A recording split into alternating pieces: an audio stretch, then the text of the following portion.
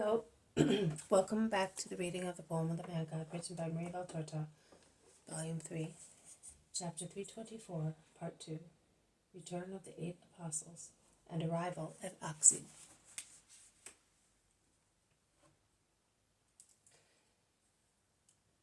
Jesus speaks. No, on the contrary, I want to rejoice with you, and with everybody in this lovely hour that brings my dearest friends back to me. See, I am already feeling better, because your sincere love nourishes, warms, and consoles me in everything. And he caresses them one by one, while their faces shine with happy smiles. Their eyes sparkle with joy, and their lips tremble with emotion at those words. And they ask, "Really, Lord? Is that so, Master? Are we so dear to you?" "Yes, so dear. Have you any food with you?" "Yes, I was sure that you would be exhausted, and I got some on the way. I have bread and roast meat, milk, cheese, and apples, and a flask of generous wine and some eggs for you, providing they are not broken." "Well, let us sit down here in this lovely sunshine and eat. While eating, you can tell me." They sit in the sun on the terrace, and Peter opens his sack and examines his treasure. "Everything is all right," he exclaims. "Also the honey from Antigonish. Well, didn't I tell you?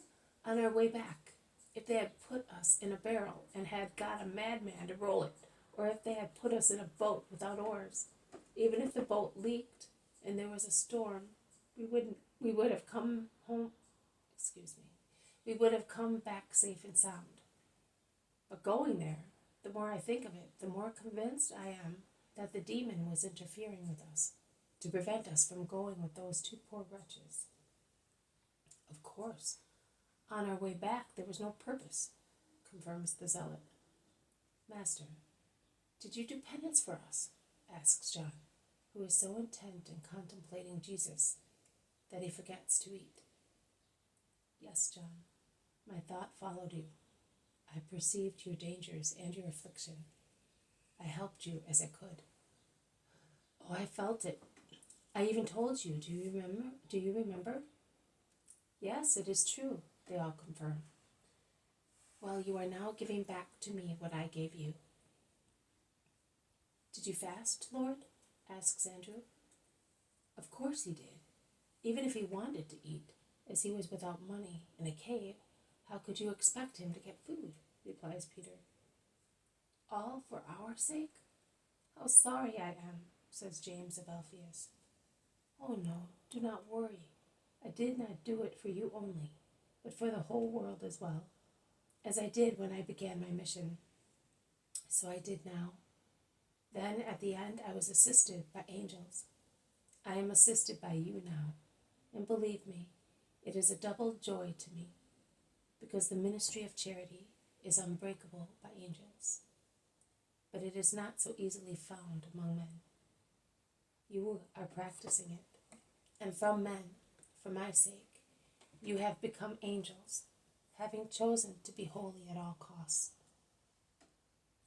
You therefore make me happy, both as God and as man God, because you gave me what comes from God, charity, and you give me what pertains to the Redeemer, your elevation to perfection. That is what comes from you, and it is more nourishing than any food. Also then, in the desert, I was nourished with love after fasting, and it restored me. And what happened then is happening now. We have all suffered, both you and I, but not in vain. I know that it has helped you more than a full year of teaching. Sorrow, meditation on the harm man can do to his neighbor, the piety, faith, hope, charity you had to practice, all by yourselves, have matured you like children who become men. Oh yes, I have grown old, I have indeed. I will never again be the same Simon of Jonah as I was when I left. I have understood how sorrowful, how toilsome is our mission, notwithstanding all its beauty," says Peter with a sigh. "Well, we are all together now. Tell me, Speak, Simon. You can speak better than I can, says Peter to the zealot. No, as a good leader you must speak on behalf of everybody, replies the other. And Peter begins, stating as a preliminary introduction, but help me. He recounts everything in good order until the departure from Antioch. He then begins to speak of their return. We were all grieved, as you can readily understand. I will never forget the last words of those two. With the back of his hand, Peter wipes two big tears streaming down his cheeks. They sounded like the last cry of someone drowning. Listen, you had better go on. I cannot. And he gets up and goes away to control his emotion. Simon Zealot resumes. None of us spoke for a long while. We could not. We had a lump in our throats, which were aching, and we did not want to weep, because if one of us had begun, it would have been the end. I had taken the reins, because Simon of Jonah, to conceal his sorrowful state, had gone to the end of the cart, pretending to search for something in the sacks. We stopped at a little village halfway between Antioch and Seleucia. Although moonlight became brighter and brighter at night, it became darker. We stopped there because we were not familiar with the roads, and we dozed there, lying on our belongings. None of us would eat because we could not. We were thinking of those two. At daybreak, we crossed the bridge, and before the third hour, we were at Seleucia. We took the horse and cart back to the hotel keeper, and since he was such a kind man, we asked his advice with regard to the ship. He said, I will come to the port with you. I know people and they know me. And that is what he did. He found 3 boats leaving for ports in this area, but on one there were some queer fellows with whom we did not want to be. Our man told us, as he had heard of them from the owner of the boat. The second one was from Ashkelon, and they refused to call at Tyre unless we paid a sum of money that we could not afford. The third one was a really miserable little boat with a load of timber, a poor boat with few hands, and I think with a great deal of misery. That is why they agreed to call at Tyre, although they were heading for Caesarea, providing we paid for one day's meals and wages for the whole crew. It suited us. Actually, both Matthew and I were somewhat worried. There are storms at this time of year, and you know what happened on our way there. But Simon Peter said, nothing will happen. So we went on board. The boat sailed so smoothly and fast that angels seemed to be acting as sails. We reached Tyre in only half of the time which had taken us to get there. And when we arrived, the owner of the boat was so kind that he agreed to tow our boat until we were near Ptolemais. Peter, Andrew, and John had gone into it to handle it. But it was very easy, nothing like our outward voyage. At Ptolemais we parted, and we were so pleased that before getting into our boat where all our things were, we gave him more money than we had agreed upon. We stopped one day at Ptolemais, and then we came here. But we will never forget what we suffered. Simon of Jonah is right. And are we not right also in saying that the demons interfered with us only on our outward voyage? Some of the apostles ask. You are right. Now listen, your mission is over.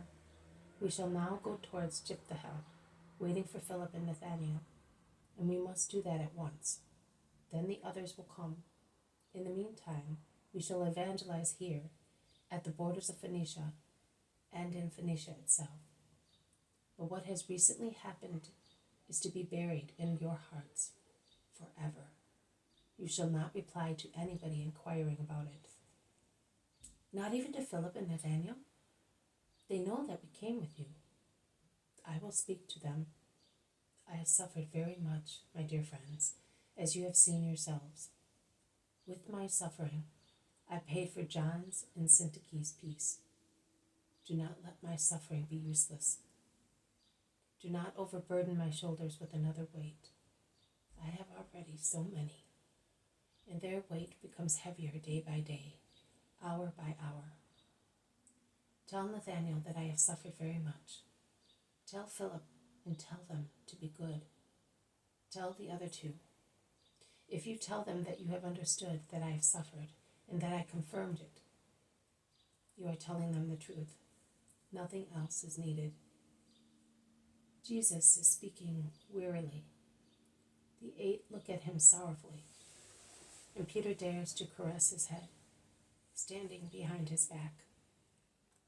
Jesus raises his head and looks at his honest Peter with a sad, loving smile. Oh, I cannot bear to see you like that.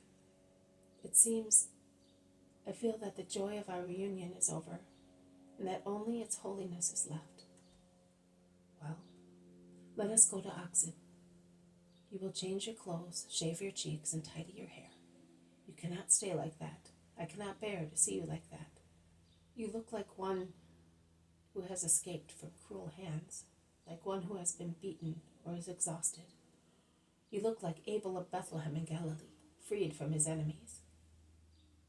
Yes, Peter, but it is the heart of your master that has been ill-treated, and it will never recover again. On the contrary, it will hurt. It will be hurt more and more. Let us go. John sighs. I am sorry. I would have liked to inform Thomas, who is so fond of your mother, of the miracle of the song and of the ointment. You will tell him one day. Not now. One day you will tell everything.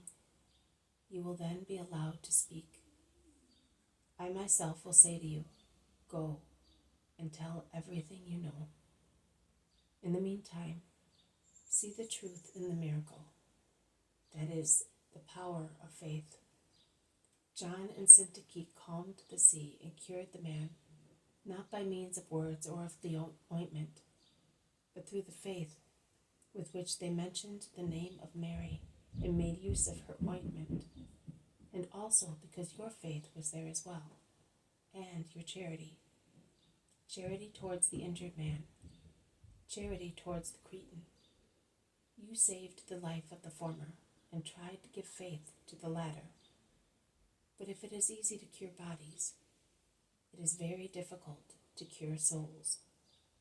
There is no disease more difficult to wipe out than a spiritual one. And Jesus gives a deep sigh. They are within sight of Achzib. Peter goes ahead with Matthew, looking for lodgings. The others follow, gathered round Jesus. The sun sets fast while they entered the village. This has been a reading from the poem of the Man God, written by Maria Valtorta, Volume 3. Chapter 324, Part 2. Return of the 8 Apostles and arrival at Achzib. Thank you for listening. I will see you tomorrow. May God bless you, and may peace be with you.